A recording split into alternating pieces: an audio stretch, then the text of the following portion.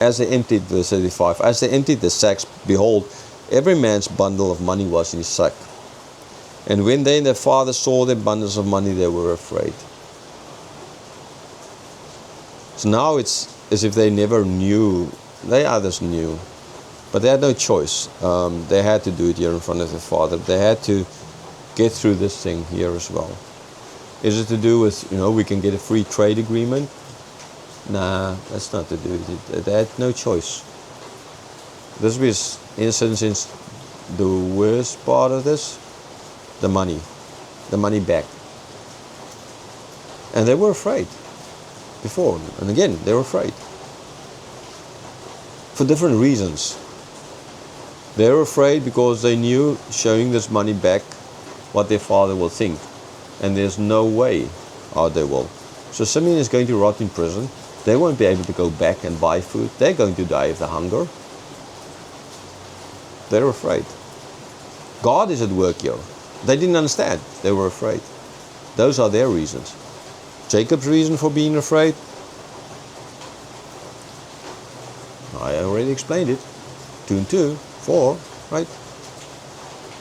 They're coming up with this beautiful story of just one, and he's kind of living as if in the palace, having a nice life there, having your best life now, dear old Joel Osteen.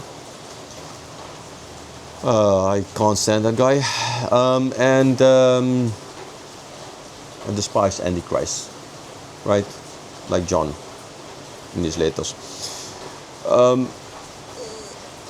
And throwing the idea, the carrot of a free trade agreement in here, President Trump. No, this is not what he's seeing.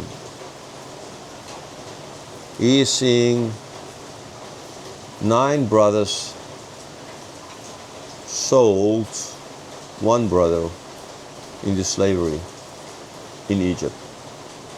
What will stop them from when they go back to sell Benjamin? What will stop them? They already told the guy about Benjamin.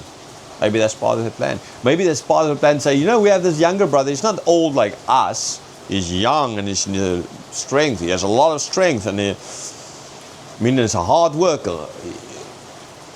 What will you do with us? We are old. Our meat doesn't taste good anymore. Okay, you would rather go for a little lamb than you go for the old sheep, right?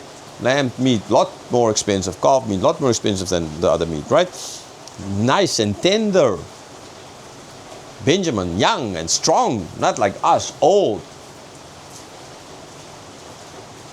Okay, so we can get a lot of money for him. We work for you, we die soon. He can work for 50 years. Which is best? Let us go, we'll bring him back. Sell him to you. Make more money. Think how Jacob would have thought. He already lost Joseph. Maybe somewhere there in the back of his mind is always maybe this lingering fear of doubt that maybe they actually did this. Not an animal, maybe they, because he knew they hated him. Maybe here and there he heard stories. And now it's proven. This is what he thinks. This is why he's afraid. No way. I can't send Benjamin because he'll be enslaved. And they'll lose him as well. If I don't, then we're going to die of hunger. If I send him, I lose him. You can understand why I was afraid. What do you do? What do you do in a situation like that? What do you do? If you do, you're damned. If you don't, you're damned. Anyway, you're damned. Any choice you make. The train goes through this. On this track, your son dies. It goes through that track, the train falls off a cliff. What do you do? What do you do? Either live with all those people on the train dead on your conscience, or no son. What do you do? This is a situation in which Jacob is. This is what the brothers understand as well. What do you do? Verse 36. And Jacob their father said to them, You have bereaved me of my children. Joseph is no more, and Simeon is no more. And now you would take Benjamin. All this has come against me.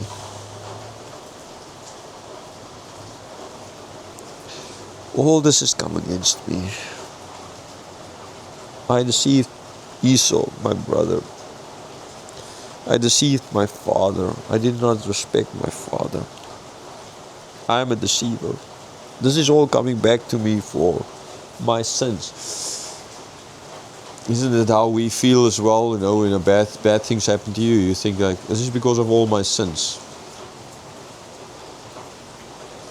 You forget about the fact that God forgave you, and you just think all these bad things are because of your sins. Yes, they might be. But at the same time, it might be a way of God growing you. If we need to be paid back by God for all the sins we committed, then we will always suffer. We will never, like I said always, we'll never be able to get out of bed because we will always be sick. Jacob is in a very bad situation here. If I do, I'm damned. If I don't, I'm damned. I have no choice. Joseph gone.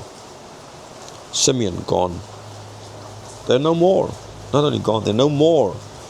He didn't believe them that taking Benjamin there, he'll get Simeon back. He believed that he won't get Simeon back, and he will lose Benjamin as well.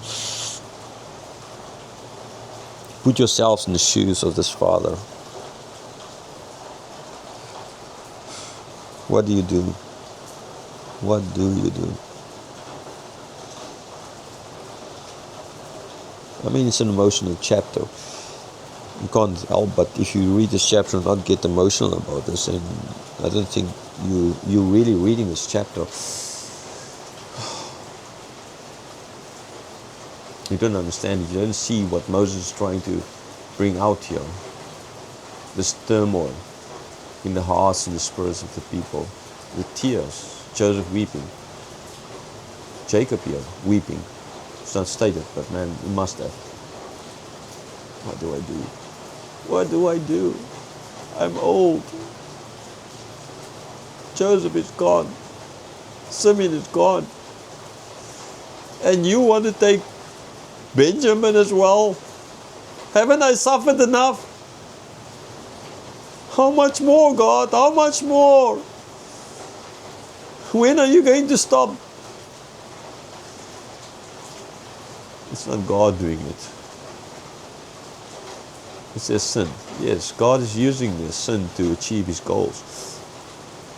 It's the sin of the brothers that led to this. But ultimately it was God's plan.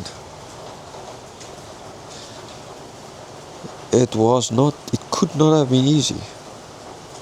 Jacob didn't know how the story is going to end. We know, so we read over this and we don't see the emotions involved here. We already see the answer, so we feel it's just a story. We know what is lying ahead. We don't see the emotions. We don't see the fear.